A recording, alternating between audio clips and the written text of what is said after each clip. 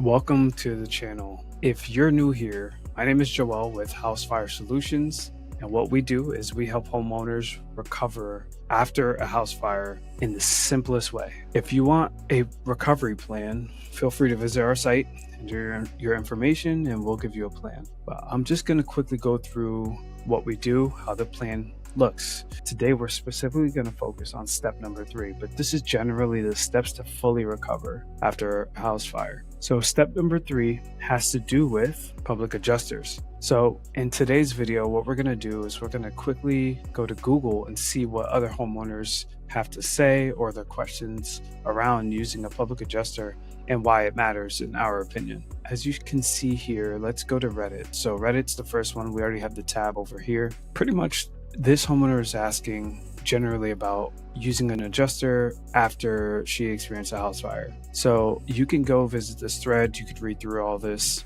We've already read through it. There's some key points I want to highlight. And these key points have to do with pretty much why we think it's important to use an adjuster. An adjuster is not needed for everyone in every use case. But let's go down here to the comments real quick. So pretty much this user is asking, is hiring a public adjuster a bad idea considering the scale of a full gut? So a full gut just means the house fire was just a total loss, meaning they have to tear down the sheetrock, they have to clean out the house, pretty much put it back to the bones and rebuild pretty much new, everything internally new. So here you'll see what this user had to say. Adjusters take a percentage, but you're either going to be short money. And the reason this user said that is because what happens is the insurance has an adjuster in-house. They're called an insurance adjuster.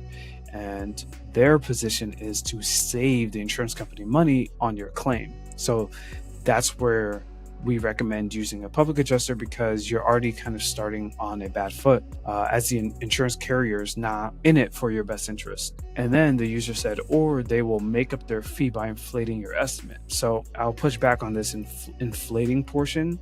They're not inflating your estimate. If you think about it like this, we're going to use an analogy. So after a fire, let's say you purchased a new water bottle, and this water bottle was $30 and you knew it was $30. You don't have the receipt, but let's say you were to file the claim yourself and go through everything. There's something the insurance company is going to require. It's called an inventory of all the items that were damaged, all the items you've owned in the house.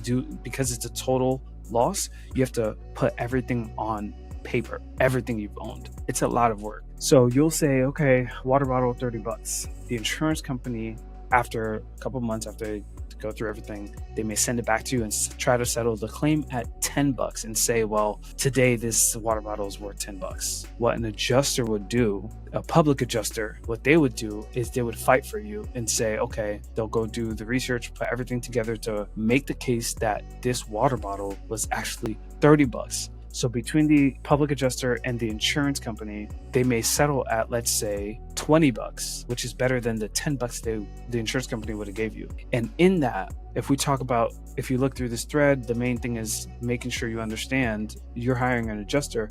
You're not paying for anything up front. They typically make money once the claim has settled, and you discuss the percentages. So typical adjuster percentages are 10, 15, 20%, just depends where you are. But if you, let's say on the high end, 20% of $20 now is $16 to you, $4 to the adjuster, which would make sense that hiring a public adjuster would be beneficial, because you would have got 10% or $10 from the insurance company, and they're just hoping that you'll take it and run. So if we keep going through this thread, you can go through this. I highly suggest you do, because I think there's a lot of valuable information. But pretty much this is a great one. Public adjusters definitely see a purpose, but there's a few things to keep in mind. There's no money allocated for their fee, right? But the way they get their fee is by making sure they maximize your claim. And in that maximization of the claim, they're not doing anything shady. They're just making sure, based on what you were paying for each month as a homeowner, you get what the insurance company covered you for, right? That's fair. That's just what it is. Once you hire a public adjuster, the insurance company's adjuster is done talking to you. So yes, that's correct. All communication is going to go through the adjuster. This is going to take a big weight off your back.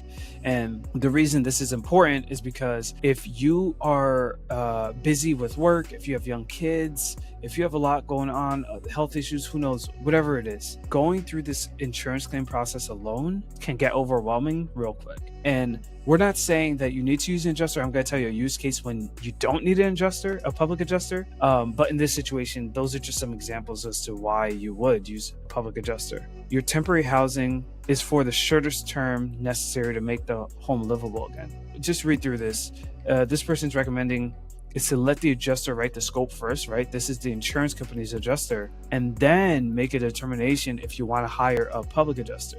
So you can either choose to bring it in a public adjuster from the very beginning. Sometimes that's advisable because that will make the claim the shortest. Or you could choose to hire a public adjuster after the insurance company has given you, like, let's say, for example, the adjuster wrote up the scope and said, okay, well, this water bottle is worth $10. And if you're like, okay, if you're accepting of that, then okay, you can move on. You could settle your claim and then you could sell it, or you could settle your claim and then you could rebuild it, right? So that's all up to you. So let's go to another one. Another one this is a good one on Facebook. So this looks to be a real estate investor asking for recommendations for a public adjuster that consists of a fire claim for a property in Washington. Okay, any do's and don'ts. Okay, because this process, so this is great. You know, people post in the groups and are looking for recommendations. My advice to you is, again, going back to Google here and going through these threads. So another one I have open here is a forum. So this user had a total loss, fire, right? Everything totally destroyed, pretty much to the ground. And it's very unfortunate. So you see how they're saying the property is worth $425 and there was about $200K left on the mortgage. So fortunately, her mother's okay and has money in the savings. But they're about to call the insurance company, and the next user just said, consider hiring a public adjuster, which is true. You can, if you're new to the whole way claims work, sometimes it's advisable to hire a public adjuster. The next user said, don't just consider one, hire one. So they're trying to protect this homeowner from like having to learn all the ins and outs, extending the claim, taking time with the insurance company. So let's go to another use case, and this is going to be the last one.